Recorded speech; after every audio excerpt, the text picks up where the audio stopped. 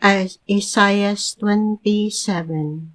Niadtong adlaw silutan sa Ginoo pinaagi sa iyang gamhanang espada ang Leviathan, ang nagtago-tago ug nag-ikis-ikis nga higanting halas, ug patyon niya kini maong mananap nga nagpuyo sa dagat.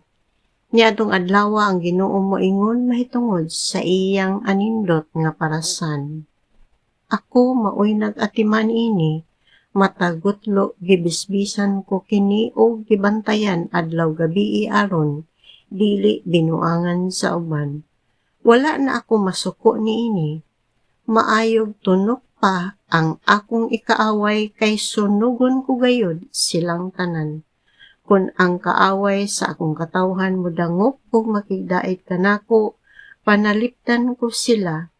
Sa maabot nga mga adlaw ang katawhan sa Israel, ang kaliwat ni Jacob, mugamot sama sa usa ka kahoy.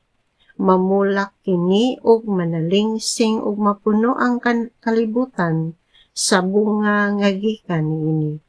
Ang Israel wala kastiguha sa Dios sama sa pagkastigo niya sa mga kaaway niini, o gipamatay sila sama sa iyang pagpamatay sa iyang mga kaaway. Gipabihag mo silag agig silot kanila, gipahilayo mo sila pinaagi sa kusog nga hapak sa timog. Mapasaylo lamang ang sala sa Israel sa diha nga ang mga bato sa mga halaran sa mga Diyos mapulpog sama sa anapog, ug wala na'y magpabilin sa mga simbolo sa diyosa nga si Asera o mga halaran sa insenso.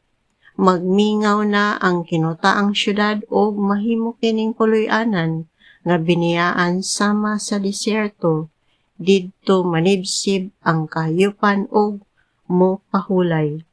Inigkalaya sa mga sanga, pangahuyon kini sa mga babayi ug isugnod. Katawhan sila nga walay panabot, busa dili sila kaluy-an sa Dios nga maoy nagbuhat kanila. Inig-abot niya ng adlaw gikan sa Euphrates ngadto sa suba sa Nilo, tagsa-tagsaon pagkuha sa Ginoo ang iyang katawhan sama sa paglain sa trigo gikan sa mga uhay.